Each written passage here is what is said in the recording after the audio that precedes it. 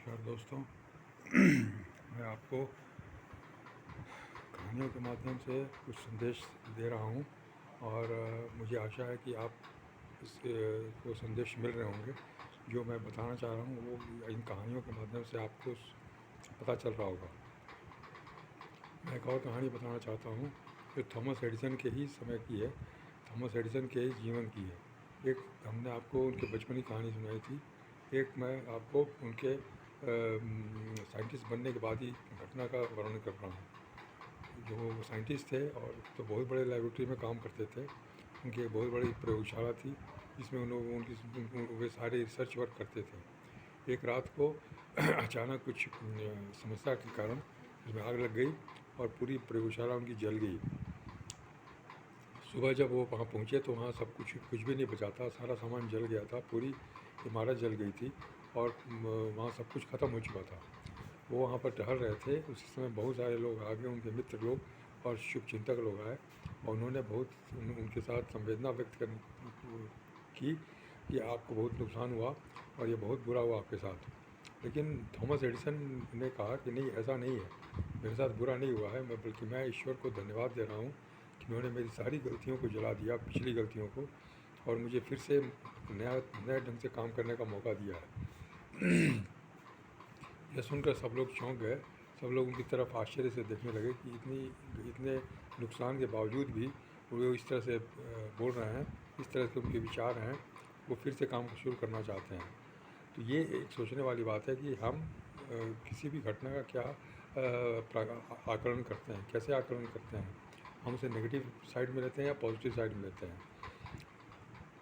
जो भी हम आकलन करते हैं उसी हिसाब से उसका असर हमारे जीवन में पड़ता है और हम काम में सफलता या असफलता पाते हैं। यह बहुत ही महत्वपूर्ण चीज़ है कि इतने नुकसान के बाद, इतने बड़ी दुर्घटना के बाद भी अगर कोई इंसान ये सोच रहा है कि मुझे फिर से सुधार करना चाहिए और फिर से हमें खड़ा होना चाहिए, तो ये बहुत बड़ी चीज़ है और ये हम सब के लिए आवश्यक है। क्योंकि गिरना स्वाभाविक है, आदमी चलते चलते गिर सकता है, किसी काम में गिर सकता है, लेकिन गिर के उठना एक बहुत बड़ी चीज़ होती है। अगर हम गिरे ही रहेंगे तो फिर हमको कोई उठने के लिए मदद नहीं करेगा। जब हम उठ जाते हैं तो फिर हम काम करने लगते हैं और फिर हम अपनी गलतियों से सीखते हैं और उसके कारण में फिर दूसरी बार हमको सफलता मिलती है। इसलिए असफल होना या कोई दुर्घटना होना, हमारे जीवन में कुछ विपत्तियाँ आना या प्रतिकूल परिस्थितियाँ आना, ये जो आती है, इसका हमें सकारात्मक रूप से प्रयोग करना चाहिए, इसे सकारात्मक रूप से लेना चाहिए। इससे हमको हिम्मत और जुटानी चाहिए और हम चुनौतियों का सामना करने के लिए हमें तैयार होना चाहिए। कहा जाता है कि चुनौतियाँ कितनी बड़ी हों, लेकिन सफलता की जो फीलिंग है, सफलता का जो निश्चय है, सफलता का जो जज्बा है, वो बहुत बड़ा होता है और उसके कारण हम लोग उस चुनौती को जीत सकते हैं। उसी तरह से उनके जीवन की एक कहानी है कि वो किसी को अपने साथ रखते थे तो उसका इंटरव्यू लेते थे, लेकिन इंटरव्यू लेने का उनका तरीका बहुत अलग था।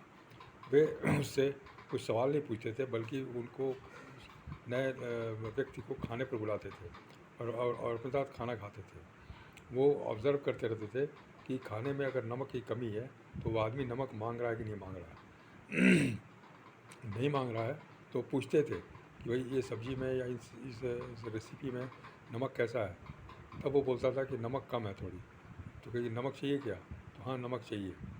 तो उसको नमक दे देते, लेकिन उस व्यक्ति को वो सेलेक्ट नहीं करते थे, उस व्यक्ति को वो उसका चुनाव नहीं करते थे, उसको वो रिजेक्ट कर देते थे। और जो व्यक्ति अपने से बोलता था कि हाँ, इसमें नमक कम है, थोड़ी सी नमक हमको चाहिए, तो उसको वो रख लेते थे, वो उसको सेलेक्ट कर देते थे। ऐसा क्यों होता था?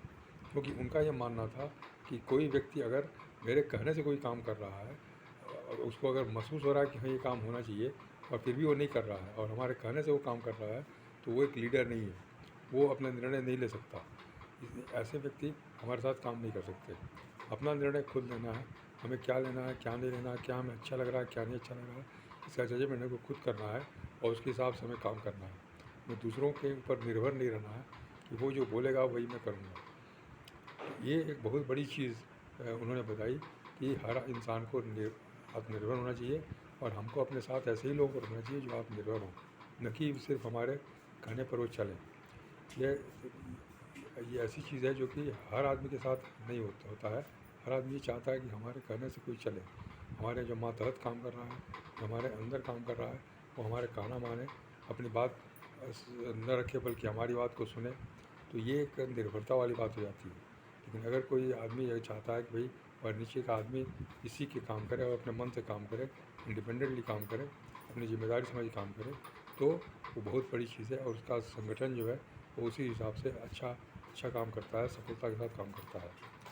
इस तरह से ये जो प्रेरक चीज़ें हैं, इससे हमको सीखने को की प्रेरणा मिलती है। धन्यवाद। मैं फिर आपसे और बात करूँगा। धन्यवाद, नमस्कार।